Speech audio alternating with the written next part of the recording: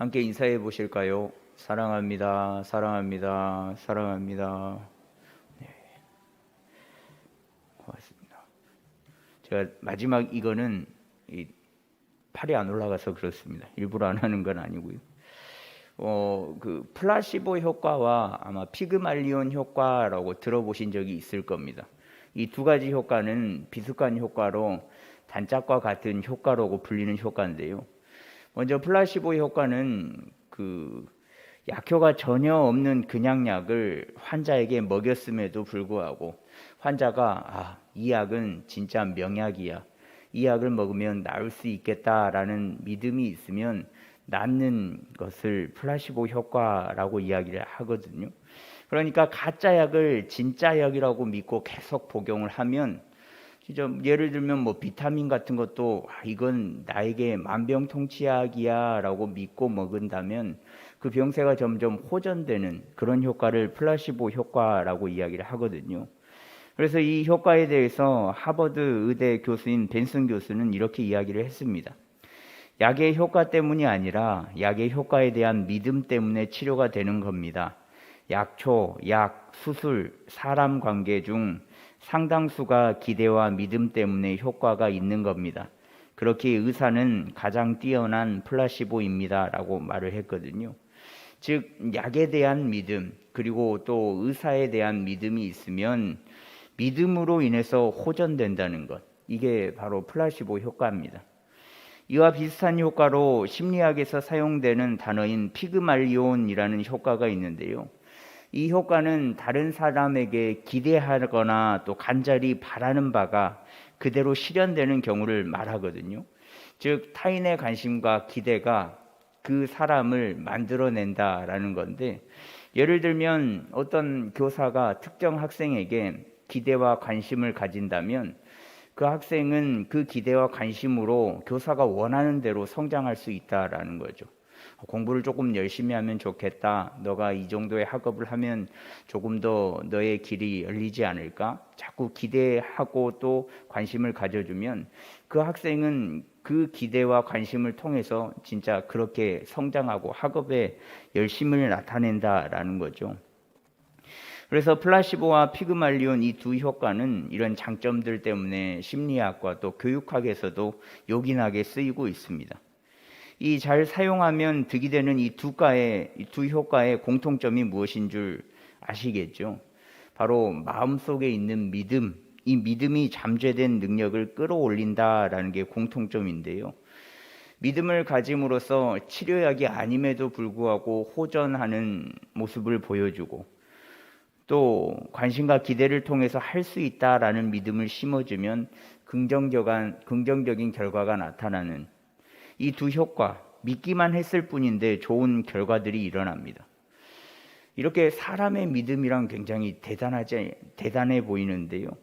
믿기만 하면 긍정적인 결과들이 일어난다라는 거죠.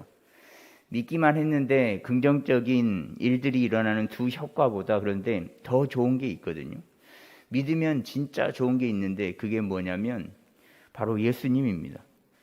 예수님을 믿으면, 믿기만 하면 일어나는 일들에 대해서 오늘 말씀을 통해 함께 나누고자 하는데요. 오늘 함께 보시는 말씀은 세상에서 하나님의 말씀에 대한 반응들을 나타내는 내용입니다. 처음 1장 3절에서 5절에 보셨던 말씀처럼 다시 한번 예수 그리스도를 소개하는 그 말씀으로 시작이 되는데요. 9절 말씀에 보면 참빛 곧 세상에 와서 각 사람에게 비추는 빛이 있었더니 라고 나타나는데, 제가 요한복음을 처음 시작할 때 했던 말씀이 기억나시는지 모르겠습니다. 아마 기억이 안 나실 겁니다. 말, 하, 빛, 생. 그렇죠. 네, 말씀, 하나님, 빛, 생명으로 오시는 그 예수 그리스도에 대해서 말씀을 나눴었는데, 9절에서는 이 빛으로 오신 예수님에 대해서 다시 한번 설명을 하고 있거든요. 이 빛은 세상에 와서 각 사람에게 비추는 빛이었습니다.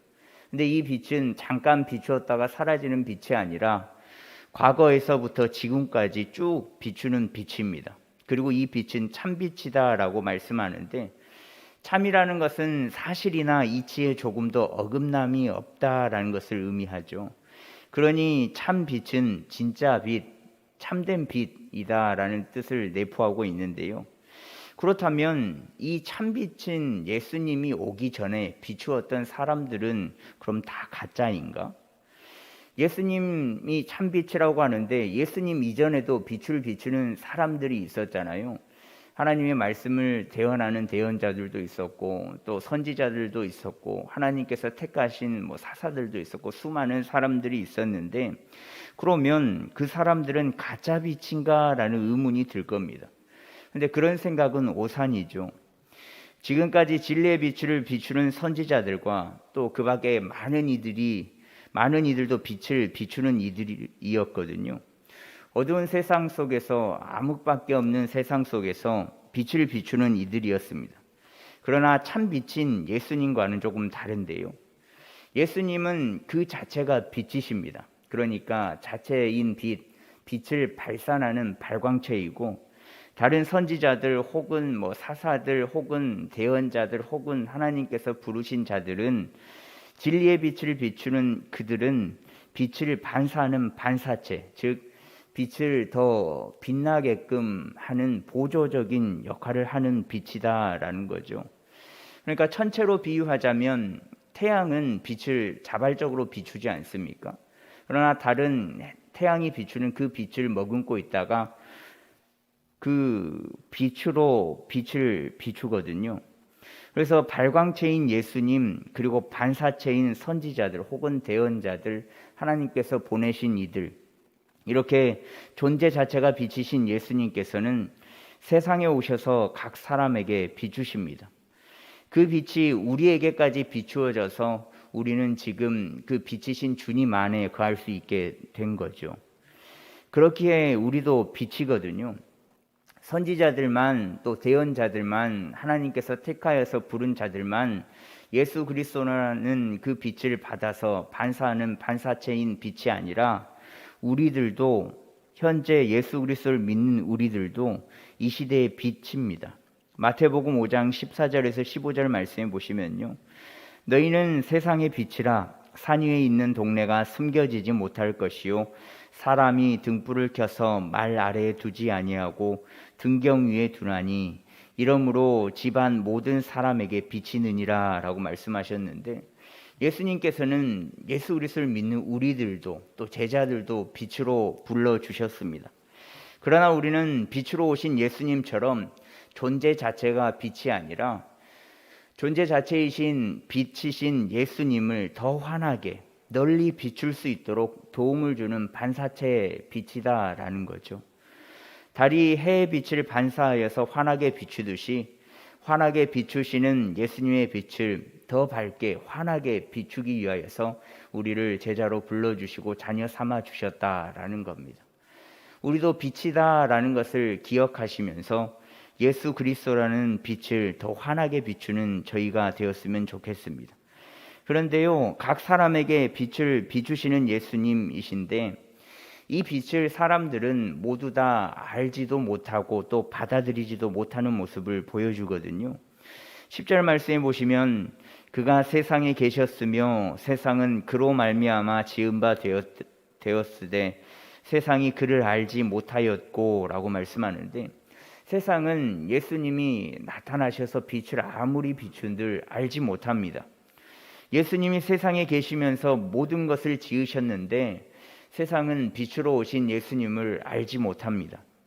죄가 없으시고 거룩하신 예수님께서 죄가 가득하고 어두컴컴한 암흑밖에 없는 이 세상 가운데 빛을 환하게 비침에도 불구하고 세상은 예수님을 알지 못합니다. 예수님께서 말씀을 가르치시고 행하시는 일들을 충분히 듣고 보았으면서도 사람들은 빛이신 예수님을 전혀 알지 못합니다. 단지 인간 예수로만 알았을 뿐 이 예수님이 하나님의 아들이시다, 메시아다라는 것을 전혀 알지 못한다라는 거죠. 죄로 물든 세상이기 때문에 또 죄로 인해서 모든 것이 어두워져 있기 때문에 사람들은 예수님을 알지 못합니다. 죄로 인해서 예수님을 알아볼 수 없다는 것은 참으로 안타까운데요. 그런데 이 모습이 비단 이들만의 모습은 아닐 겁니다. 우리의 상황과도 동일한 상황이거든요. 우리 역시 죄로 가득하면 빛이신 예수님을 전혀 알아볼 수가 없다라는 겁니다. 죄로 인해서 우리의 눈이 어두컴컴해져 버린다면, 우리의 영의 눈이 어두워진다면 예수님께서 아무리 환한 빛으로 비추시면서 나타나신다고 한들 우리가 어떻게 알아볼 수 있겠습니까? 어둠에 사라져 버리는데 말입니다. 그렇기 때문에 우리는 늘 깨어 있어야만 하겠습니다. 빛으로 오신, 참 빛으로 오신, 존재 자체가 빛이신 예수님께서 다시 오실 때 그를 알아볼 수 있도록 깨어있는 우리가 되면 좋겠습니다.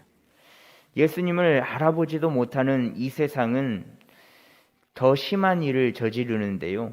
오늘 말씀 11절 말씀에 보시면 자기 땅에 오매 자기 백성이 영접하지 아니하였으나 라고 말하고 있는데, 하나님께서 만물을 지으셨기에 이 땅의 주인이시지 않습니까?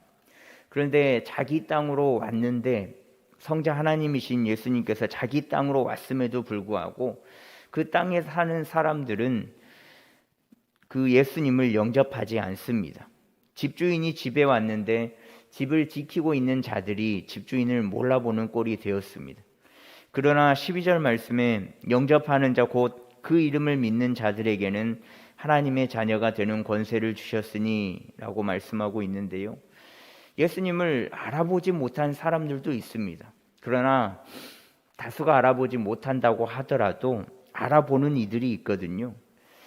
예수님을 알아보고 영접한 자들에게는 하나님의 자녀가 되는 권세를 주십니다. 예수님을 믿는 그 동시에 하나님의 자녀가 된다라는 것이죠. 믿기만 하면, 받아들이기만 하면, 영접하기만 하면 하나님의 자녀가 된다라는 겁니다. 믿기만 하면 그 즉시 구원을 받는다라는 겁니다. 이것이 하나님의 자녀가 되는 권세이거든요. 히브리인들이 사고에 있어서 이름은 단순히 호칭을 의미하는 것이 아니라 그 존재의 본질을 나타냈습니다. 그렇기에 그 이름 예수 그리스도, 예수님을 믿는다라는 것은 그 이름만, 딱 그 예수 그리스도, 예수라는 이름만 믿는 것이 아니라 곧 예수님의 존재 자체를 믿는다라는 것을 의미하거든요. 그래서 예수님을 믿는 그 순간 우리는 예수라는 이름을 믿을 뿐더러 예수 그리스도라는 그 존재 자체를 믿기 때문에 구원이 확정된 하나님의 자녀가 되는 겁니다. 예수님의 존재 자체를 믿으며 그분이 우리의 구주이심을 믿으시죠. 그렇다면 우리는 구원이 확정된 하나님의 자녀가 된 줄로 믿습니다. 믿기만 하면, 다른 어떤 일이 아니라 그 예수 그리스도를 믿기만 하면 하나님의 자녀가 되는 겁니다. 아무런 조건도 없고요, 뭐를 따져 묻지도 않고요, 무엇인가 해야 되는 것이 아니라 그 예수 그리스도라는 그 존재 자체를 믿으면 하나님의 자녀가 된다라는 거죠. 13절에는 이 하나님의 자녀에 대한 설명을 덧붙이는데요.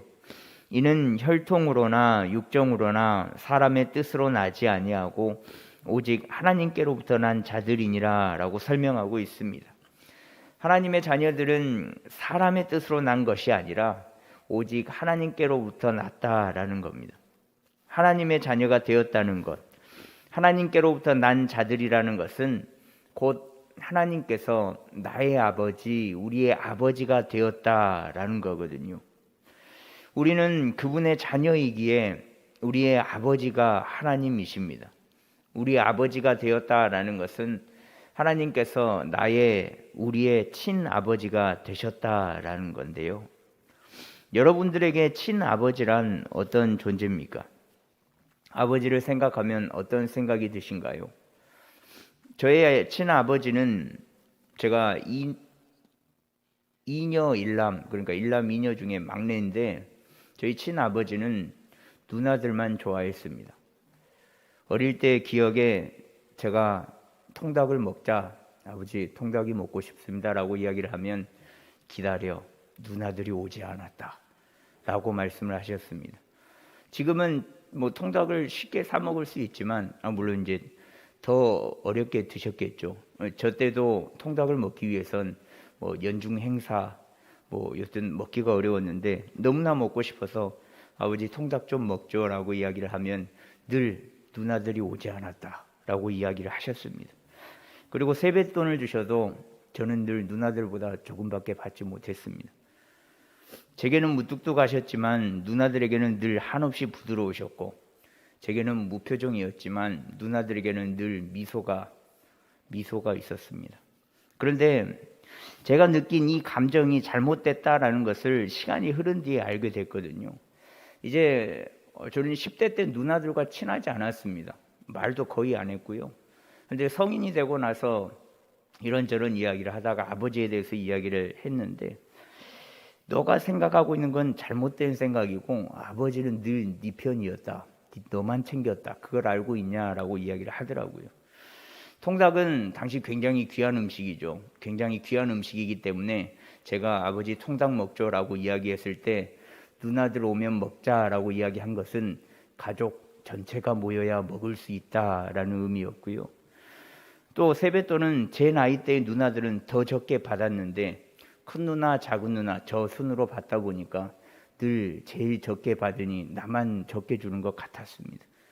그리고 제게 무뚝뚝했던 것은 제가 늘 무뚝뚝했기 때문에 저희 아버지도 덩달아서 무뚝뚝해지셨고, 저를 보면서 미소를 짓지 않으셨던 것은 제가 미소를 짓지 않고 늘 뚱한 표정으로 있기 때문에 아버지도 뚱한 표정으로 바뀌신 거였습니다. 이런 일들로 아버지는 날 좋아하지 않구나라고 혼자 오해를 했었는데요. 근데 아버지는 누나들보다 저를 더 아끼고 좋아하셨습니다. 생각해 보니까 통닭을 먹을 때면 늘 다리를 절 주셨고요. 세뱃돈도 그때 당시에 누나들이 받았던 것보다 더 많이 받았던 것 같고, 엄마가 매를 들고 때리실 때면 막아주셨고, 집에서 쫓겨나면 잠시 엄마가 외출을 한 사이 들여다 주셨고, 또 간간히 몰래 용돈을 주시면서 누나들은 안 줬으니까 욕이 나겠어라 라고 주셨습니다.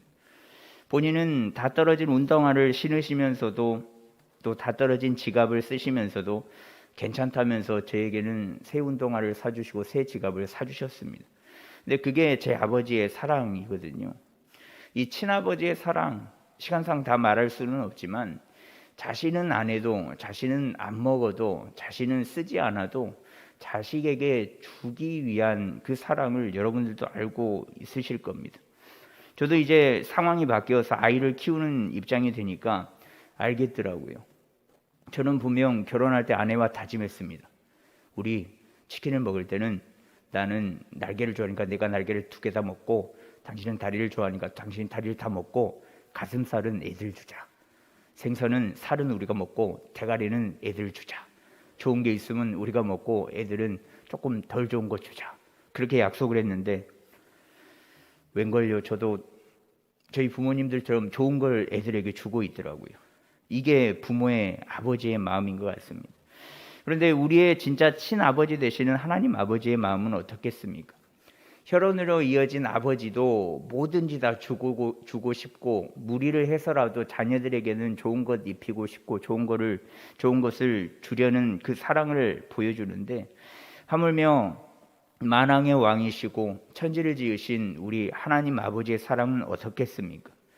그 사랑은 우리가 잘 알고 있듯이 당신의 아들 독생자 예수 그리스도를 보내주시면서까지 우리를 사랑해 주셨습니다. 그래도 하나님의 사랑이 느껴지시지 않으십니까? 그렇다면 한번 돌아보십시오.